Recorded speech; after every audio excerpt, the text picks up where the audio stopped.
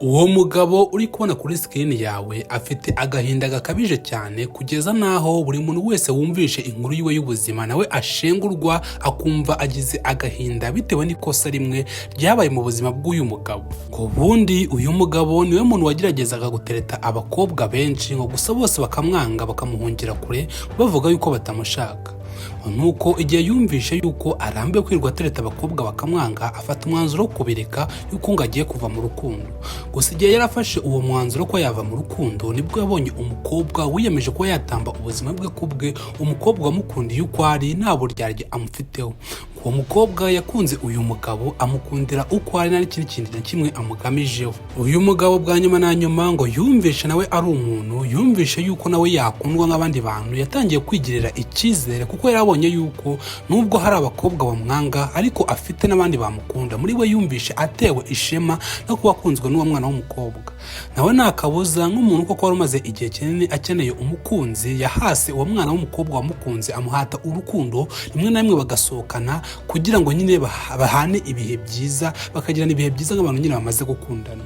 Ngo uyu mugabo atubwira yuko ngo ku munsi we w'ubukwe igihe cyari kigeze kugira ngo bombi bahane ibyishimo, yaba uwo mwana w'umukobwa wamukunze ndetse nawe.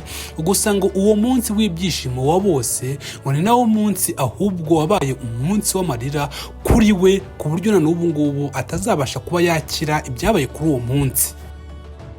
Uyu mugabo guturuka kuri uwo munsi w'ubukwe kugeza na n'ubu ngubu niwe muntu ubayeho wenyine, abayeho nta nshuti n'imwe afite, nta mukunzi afite, mbega yabayeho mu bwigunge, yahuye n'ibikomere bikomeye bitewe n'ibyamubayeho. Uyu mugabo agumya yibaza ati sese nibaza impamvu umuryango w'umukobwa nashatsemo bifashe bakica umukobwa wabo kugira ngo njye nabo tudasingiranwa, ati n'ubwo ndacyabyibaza bikanyobera.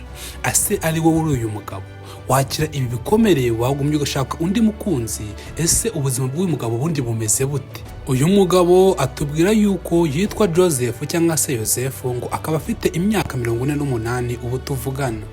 Uyu mugabo nawe avuga ko ngo mu myaka ishize ngo yarimo yitegura kuba yashinga umuryango nk'abandi bose kugira ngo nyine nawe arebe niba yagira abantu bamukomokaho. Ngo yari afite umukunzi bakundanaga cyane witwaga Helena w'umukobwa. Gusa ku munsi wabo w'ubukwe bwo guhana ibyishimo ngo nibwo inzozi mbi zababayeho bombi, ngo atigeze yiyumvisha yuko byashoboka kuko byamuteye agahinda kugeza na n'ubu ngubu tuvugana atarabasha gukira ibikomere yavanye kuri uwo munsi. Yari yitezeho ibyishimo bidasanzwe, ahubwo ngo birangira ahuye n'agahinda kadasanzwe gateye ubwoba. Joseph agumya atubwira ngo ubundi ngiye mu buzima busanzwe ngo nsanzwe ndireta abakobwa bose nk'uko abandi bose babigenza, ngo usanga abakobwa bose ngo baranyangaga, ngo yewe nabo ngize ngo ndabonye ngo bambereye abakunzi, bamwe na bamwe bakanca inyuma, bamwe na bamwe tugatandukana nta n'ikintu dupfuye, ngo bitewe n'uko ngo batanyiyumvamo gusa.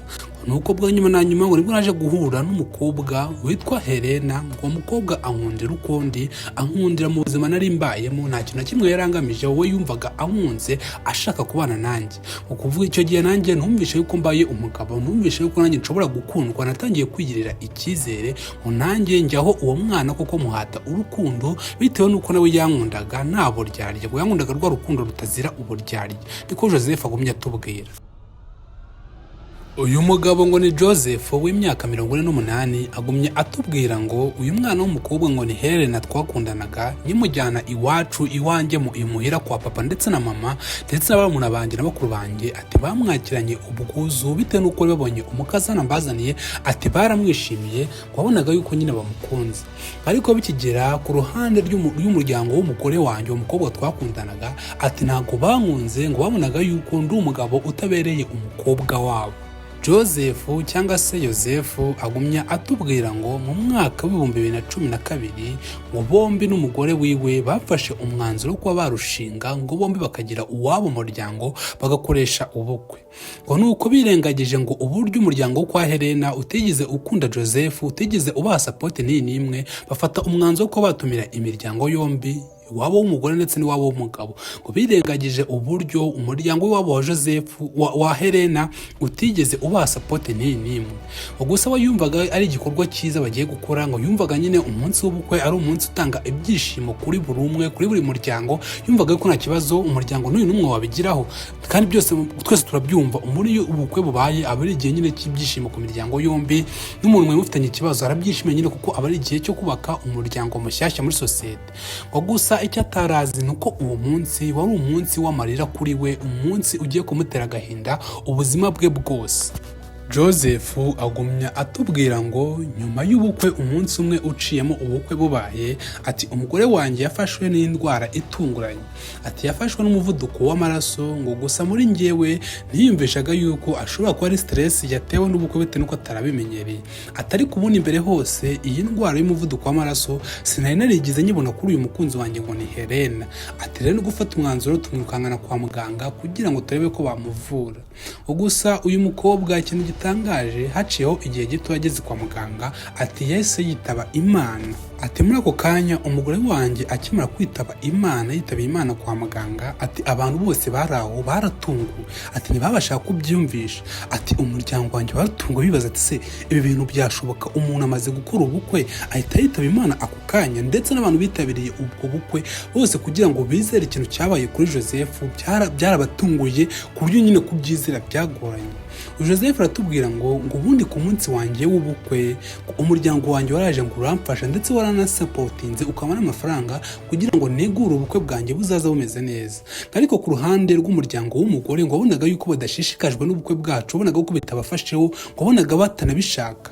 Ati ahanini nkeka yuko umuryango w'umugore bitewe n'uko nabonaga badashishikajwe n'ubukwe bwacu nk'uko twebwe nabo tudahuje idini. Ati twebwe ubundi twari abakristu kandi umuryango w'iwabo w'umugore ari abisilamu.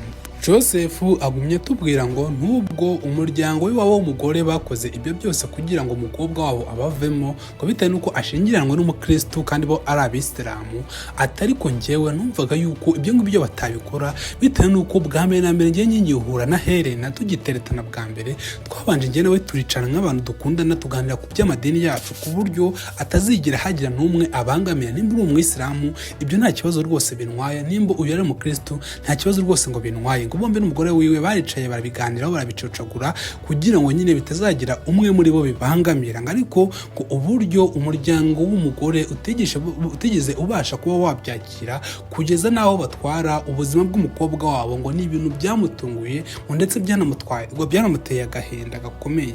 Kuva icyo gihe Joseph ibyo bintu bimaze kumubaho byose yabayeho mu gahinda, yabayeho wenyine ku buryo yumvaga afite ibikomere, gukira kwiwe bitazigira byoroha.